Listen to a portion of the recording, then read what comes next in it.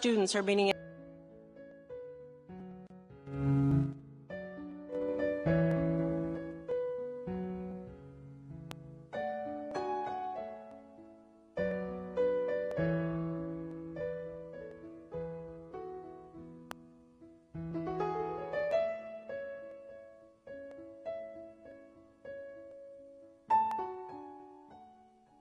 It's great to be with you guys. I'm from Smithfield, actually, originally, so it's always fun for me to be back in the local town. You have a great school. You're doing great work. Kudos to your principal and teacher and superintendent.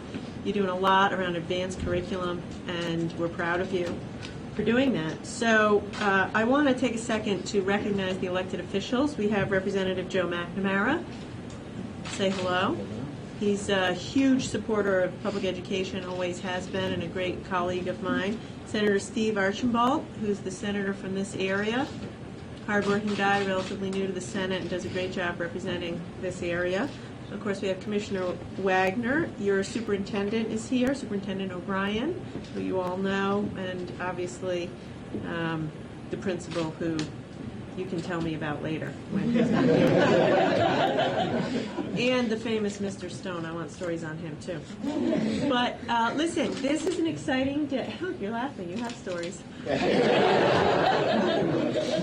But then he's going to quiz me on calculus, so I'm not going there. So this is a big deal. I'm here to make a very big announcement for the people of Rhode Island and for students such as yourselves, which is that tomorrow I'm presenting my budget to the General Assembly. I'll be presenting my budget, my priorities, and making a State of the State address.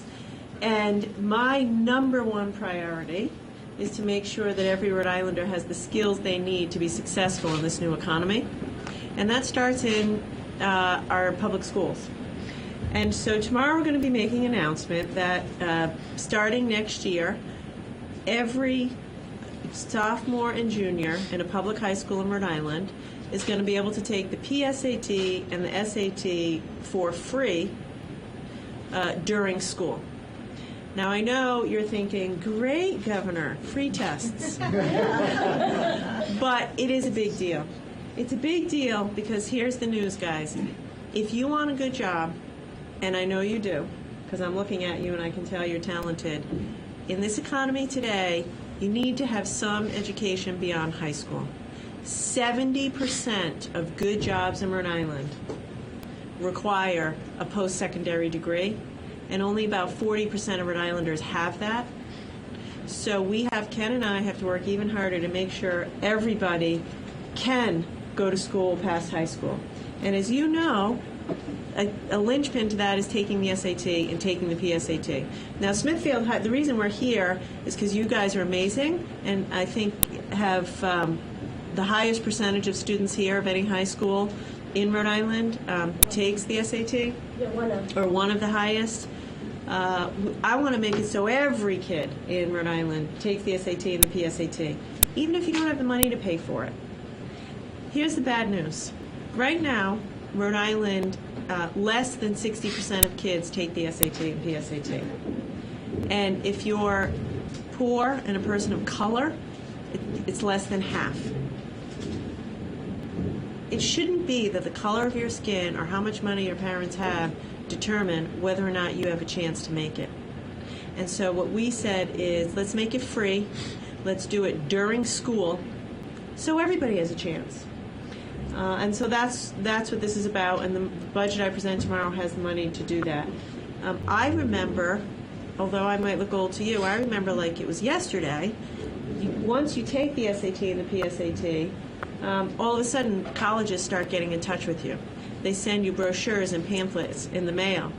And that is so powerful, because maybe you are the first person in your family to go to college. Maybe you think, oh, I'm not college material. Once those things start coming in the mail, you say, I can do this. I am college material. I'm going to reach for the stars. So this is a big initiative. It's part of a broader initiative that Ken and I have to make sure that when every Rhode Islander gets out of high school, they're ready for college or ready for a career, ready for a good job, and have the skills you need to make it in Rhode Island. So that's why we're here, and I have to say I have a nephew who's a senior, and he's just going through the stress of applying for college. And I just met one of your friends who's got a college interview tonight. I know it's stressful. It is stressful, but good on you for trying, good on you for studying. Your job is to study as hard as you can, work as hard as you can, and reach for your dreams. And our job is to make sure public schools are free and good, and everybody has access to the skills they need to be successful. And if everybody does that, Rhode Island's going to be a place where everybody can make it. So, thanks for listening to me. And do you have anything to add before we hear from these guys? No, just that when you take a test like the PSAT or the SAT, you get feedback, and that feedback is really, really important. And some students, when they get the feedback, they'll consider going to college in a way that maybe they didn't consider going to college before. So if we get more students taking the test, that means more students will get that feedback, which means more students will consider going to college. And as the governor mentioned, going to college can be a key part of getting the kind of job that you want in a 21st century economy and giving you the kind of options in the future that you deserve to have. Now it's your turn. What do you think? Questions, ideas? Well, what is your opinion of... What's your name? Calvin, actually. Calvin? Yeah. Nice to meet you. Calvin, What is your opinion of what Europe is actually doing of integrating colleges to actually have them be free in education and having college be tax-paid? You can actually go to Europe as a immigrant, in a sense, and take college for free. Now, what is your opinion of that? Should America do this? Should we start integrating college into the public system, or at least have some sort of basis for that? So, Calvin, you ask a great question, and the answer is yes. I mean, we need to do everything we can to make college more affordable and more accessible. So last year, I rolled out a new program with the help of the General Assembly. It's called Prepare RI, and I really hope you take advantage of it. It allows every high school student to take college classes while you're in high school for free for college credit. So if you don't know about it, check it out. URI, CCRI, and RIC. You can take the classes for free for college credit, which means you can get out of high school with a year or more of college under your belt. So you can get a 4-year degree in 3 years or a 2-year degree in a year. It saves a ton of money. We also rolled out a scholarship program, which, again, take advantage of it if you're going to college. It's called Rhode Island's Promise. We gave scholarships to 6,000 kids last year, which is enabling them to go to college. Half of the students at CCRI this year are going for free because of that scholarship. And also I'm putting a budget in tomorrow that says no tuition increases at URI, CCRI, and RIC. So here's the deal, guys. 20, 30, 40 years ago when we were growing up, you could get a great job and take care of your family even if you didn't have any college credits. That's really not the case anymore. It's almost like some college degree or credential it's the bare minimum to get a really good job. So we need to do everything we can to make it less expensive, make it accessible for everyone. And if we could catch up to Europe, it would be a great thing. Governor, I just want to say thank you for that program that you put in with the early enrollment program here across the state. We had over 200 kids last year that took 404 early enrollment classes through RIC, URI, or CCRI. And so this school has been a leader in that across the state. And so now that that cost has been covered for our students, we anticipate an even higher number taking them in years to come. But that was tremendous for our students. We appreciate that. Great. So you can tell Representative McNamara and the senator to reauthorize that this year. You got it, Governor. Yes. Okay. On TV, you all heard that. Focus. It's an investment. It's the best investment we can make. Absolutely. You know, it's not spending money. It's investing in the future. It's investing in the economy. What else? Who worries about the cost of college? I mean, who wants to go to college but you're stressed that it's expensive? Yeah, it's a big deal, isn't it? I spent a lot of time talking to young people in the past year I've been governor, and that's the thing that stresses them out the most. How am I going to pay for it? Do I have to get 2 jobs, 3 jobs? Can my parents afford it? And that's why we're trying to, do everything we can to make the cost within your reach.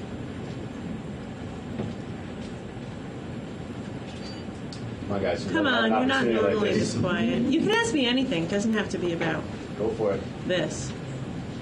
Did the redesign of the SAT have anything to do with the timing of this announcement? The fact that they That's revamped? combining it to align it with the Common Core.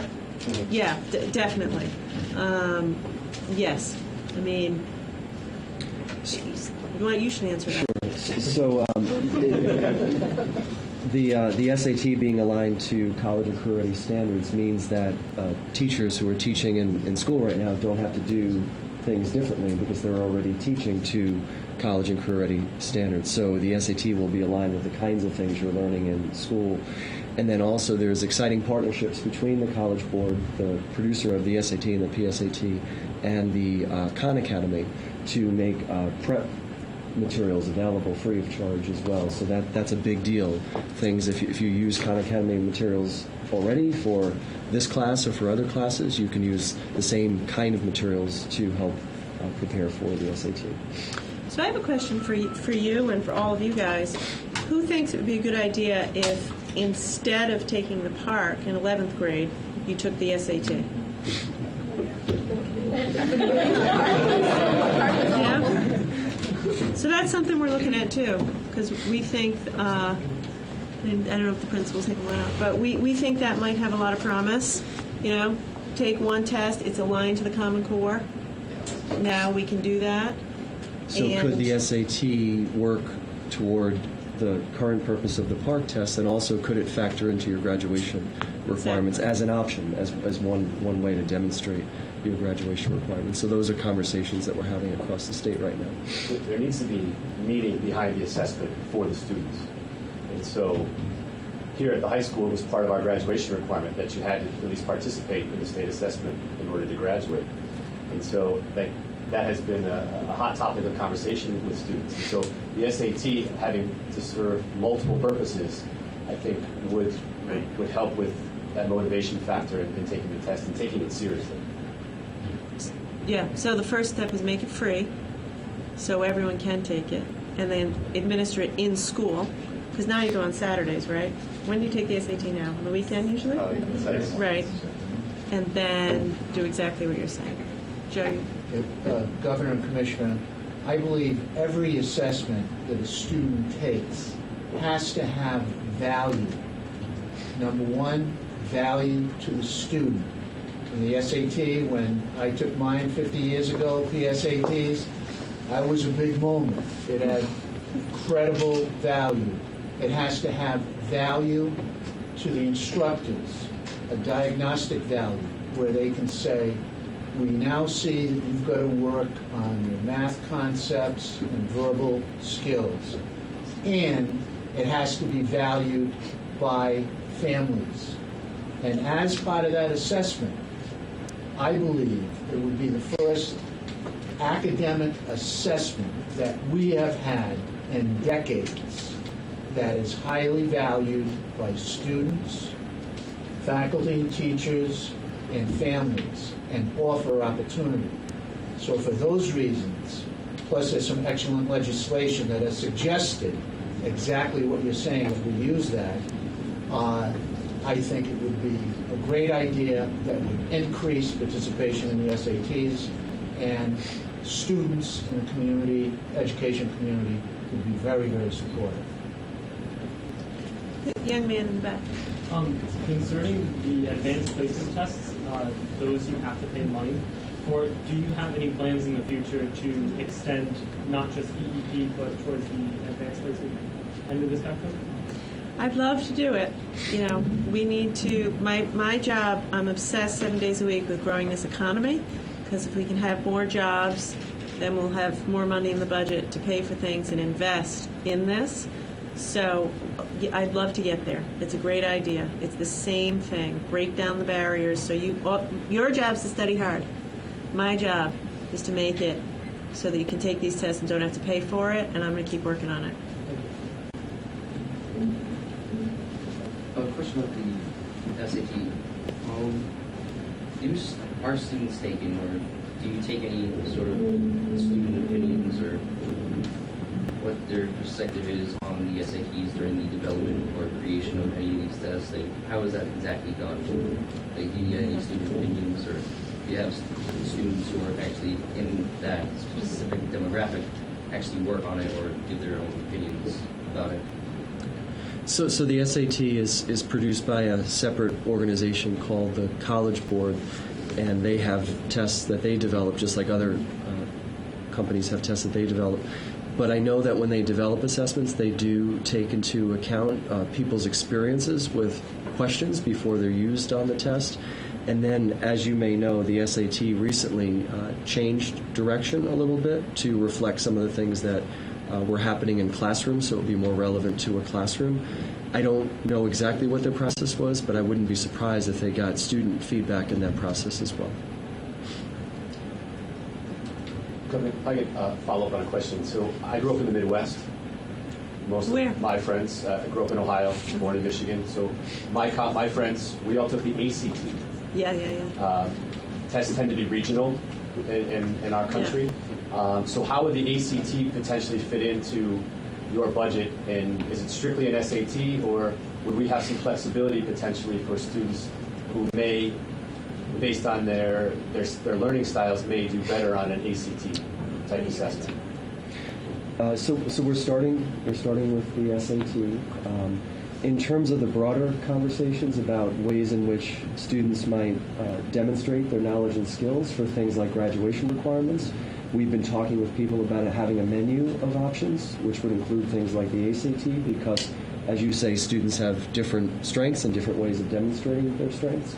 So from a graduation requirements perspective, we're looking at a range of options for students to use, but for this particular announcement, we're starting with the SAT. So are you a Wolverine or a Buckeye? Buckeye. Good to know. Really? It's very important. Question about timing. First of all, the SAT has taken a really good positive step in addressing kind of some of the concerns like tricks. It's not nearly as tricky as what it used to be. You're not penalized for wrong answers. So again, really positive things that I think you guys are going to like. But for these students in particular, they're high-level students, and what we found over the years is that they would actually benefit from taking it maybe as a sophomore versus a junior. Is there any flexibility in your plan for allowing them to try to maybe opt into taking the SAT as a junior, as a sophomore as opposed to a junior? Yeah, those kinds of details we'd want to get feedback from people like you to tell us the smartest way to implement this, and we have some time to make those kinds of decisions. But I will say, again, today's about the SAT. It's a huge step forward, and the important thing is I'm putting the money in the budget to make it a reality. Ken and I are also going to be unveiling some other ideas we have for public school, how we can strengthen public schools in general. And our general view is, you guys are the guys that know best how to run this place. And we need to put more flexibility in your hands to allow you to meet the needs of each individual student. As you just said, who's advanced, who would benefit from taking it a year earlier, et cetera. So that's a discussion we want to continue to have with you to figure out a way where we can expand, keep the high standards, keep the advanced curriculum, but allow more autonomy and freedom and flexibility, because no one knows better than you what these guys need to be successful. Questions? I guess. Just a point. Yeah, before the reporters ask their question. You're way more interesting than them. It's very vocal in class. Let's go. They're normally vocal. What are you learning about? Radians. What are you learning about? Radians and trig, yeah. Trigonometry. Cotangents. Anyone taking any coding or computer science? You? Anybody interested in taking it? Yeah? Any girls? Come on, ladies. Think about coding. You got to think about these things. Expose yourself. Science, technology, engineering, math, arts, design. Don't be afraid. Jump right in. We got to do a better job getting you interesting classes and interesting hands-on opportunities. But don't be afraid. Jump in there, because that's where the jobs are. That's where the high-paying jobs are. Did you have your hand up? No. Oh, dear. Okay. What's the plan now, Ashley? Press questions? Walk around? Yeah, so we could do press questions aside if we want, if you guys have just heard the bell, or so that's fine. Oh, you're gonna. Okay, that's great. So if you have a couple, that's fine. Linda. Hi, Governor. How much will the program cost to offer for the SAT and PSAT? I think it's about $500,000 a year. And this will be for... And it affects about 20,000 students. So it's so important. This is a very small investment for a huge potential impact. 20,000 students, opening up the opportunity for them to think about college and go to college. Who made it mandatory?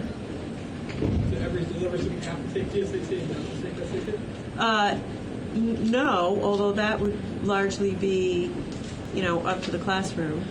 So the way we're proposing to start it would be access to the test. If down the road we decide to use the test for example, the factor in instead of one of the park tests, then if it's taking the place of one of the current required tests, then this could become required. But right now we're just saying, hey, it's available. Take advantage of it. If you want to take advantage of it, give schools autonomy to figure it out with their communities. I'm one of those people who bombed it the first time, so what about the second? We're only paying for it once. But it's a good point. I think I took it a couple times too. So we'll pay for once, it'll be free, but of course if you want to take it again and again and again, you can keep doing that. For urban classes where test prep might be helpful, is there any opportunity for some discounted test prep at the urban level? Well, again, one of the exciting pieces about the College Board Khan Academy partnership is all of those materials are free. Oh, they are already? Okay. Yep. Any high school can access them? Yep. We are, though, Linda, soon we'll be making some more announcements about that. The commissioner is working with his team to figure out a way to roll out free test prep so that not everyone can afford Princeton Review or whatever you take these days. That's what we took back in the day. So we're going to be working on that. Hi. The students just got their PSAT results back, and we directed them on how to navigate the website, and we encouraged them to sign up for the SATs.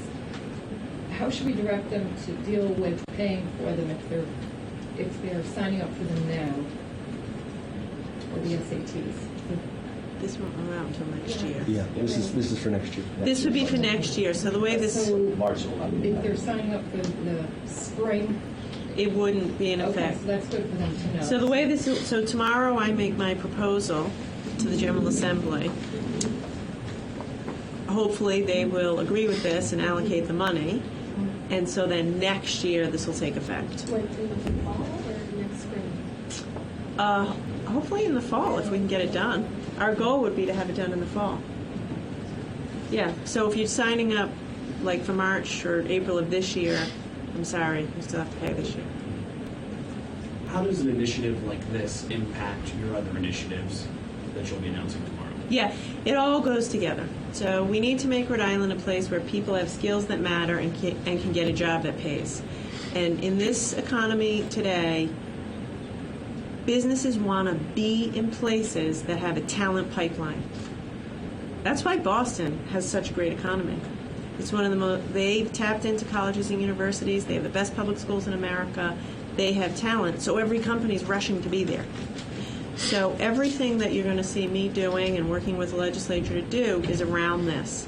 Let's get more jobs that pay good wages. I don't want Rhode Islanders to have to work 2 or 3 jobs to make ends meet. Let's get you one good job, take care of your family.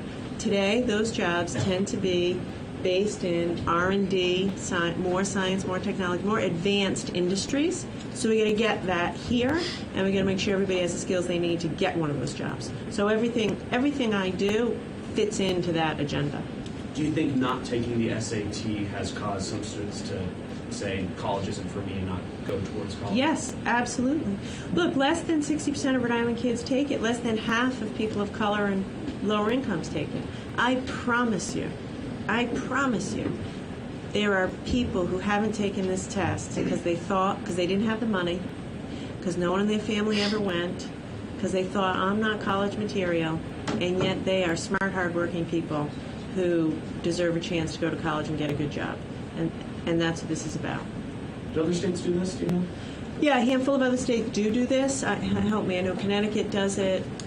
Maine saw terrific results, actually. After they allowed it to be free, more people took it, more people went to college. There's a lot of data that shows if you do this, more students take it, more students go to college. So $500,000 in the budget, where would that money come from? Would that be new money that's set aside, or? Yes. Yeah. You know, the budget is a big mix. I inherited a deficit. Yet again this year, I started with a deficit. So we're cutting where we can and then investing in economic growth. One non-related, somewhat related question. The House has now voted on 2 bills that would severely curtail charter growth. How do you feel about that? I thought that was disappointing. You know, I understand that there is a tension now in the current funding formula, and tomorrow night I will be in my budget offering some revisions in the funding formula, which will be an attempt to level the playing field between charter schools and non-charter schools.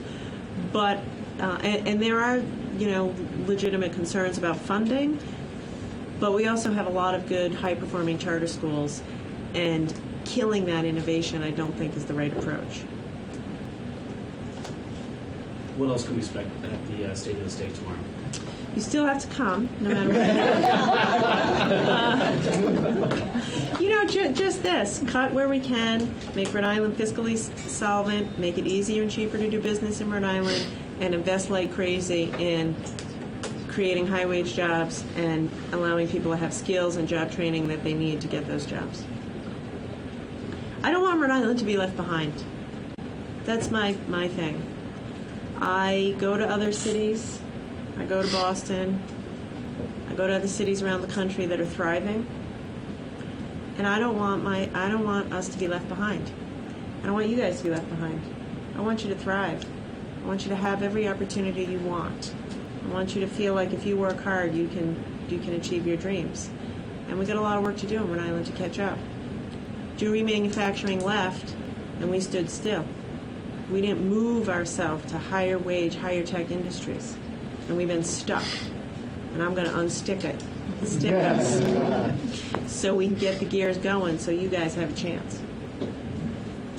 I know some schools are starting to phase out SAT scores in their acceptance. Yeah. If that increases, would the proposal for free SAT scores as a standardized test in public high schools be valid? Yeah, it's a great question. A couple things. You know, as the principal said and Ken said, we do need assessments. You need to know, how am I doing, where do I stand? Whether it's the SAT or the PARC, we need to make sure we have some assessments that work. At this point in time, that's a very small number of colleges. The vast percentage of colleges and universities still look at that SAT. And even the ones that are saying it's optional, they still look at it. So for you guys, take the test and do your best. If, 5 or 10 years from now, something really changes, then of course we'll adjust our policy. And it's feedback. It's just feedback about, as was mentioned before, where your strengths are, where you need to work, especially the sequence from the PSAT to the SAT. So that's one of the things that you need to have is feedback early, so you can take control of what your pathway looks like. I said before, you said that the free SAT only applies to the first time that you take the test. So if we were to sign up to take the test this spring and pay for it, would it be free the second time we take it in fall? Because that's the first time we're applying. Yeah, that's a good point. I think so. We'd have to take a look. We'll work out the regulations, but it's a great question. What's your name? Lovin' Clarissa. You should come work for me when you graduate. These are good questions. Is 20,000 a limit, and how does that compare? Would that cover all the people that take it now? No, that's our estimate of how many would be. We looked at all the kids who we have, and that's about the number. Standardized tests are hard to get excited about. And I understand you said earlier that states with, that have made it more accessible have a higher participation rates. Do you have any other plans as far as motivating kids to know that they can take this test and it can only help them? No, I don't know. What do you think we should do? That's a good idea. I don't know. I really feel it's tough to get the word out to kids. I think people need to know that they can take the SAT and that the SATs kind of had like a kind of a scary reputation. Yeah. And we've had a lot of experience with standardized tests, and they're really not enjoyable. And I'd really like to see that more people are motivated to take the SATs, especially in those more urban environments where they're not used to taking a test that is really that can really help push them over the limit into college and into new opportunities. Maybe you can help us. I mean, we need a young person. I mean, look at us. We can't. We need someone like you to help us talk to young people. And I don't know how we do it, but it's a great idea. It's kind of like I tell my kids to eat broccoli. I know it's good for them. I put sprinkles on it. That works. Help us. I'll follow up with you. Thank you. Well, in addition to what Mike said, I believe that having the SAT become a more common core standard really helps and I guess creates more motivation to take it, since it doesn't have tricks in it like Mr. Stone mentioned before, which would be difficult for some students to read and understand what it's asking, when the test should actually be testing your knowledge on the material that has been learned in class. So I definitely believe that the new SAT, the new redesigned SAT really helps.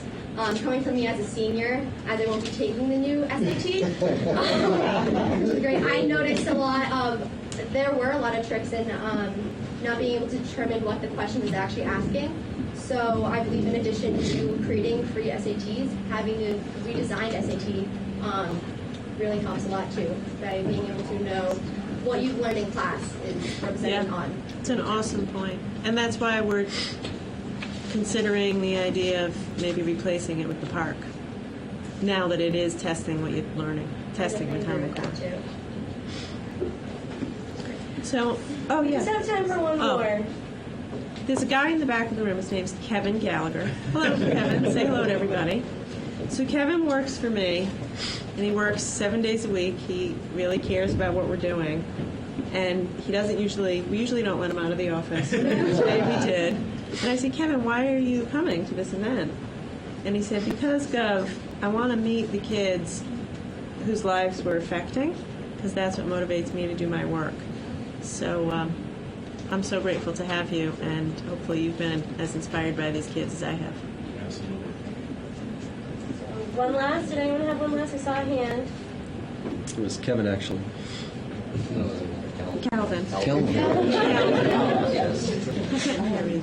But I'm going off of what Mike said. Yes, that it's definitely hard to.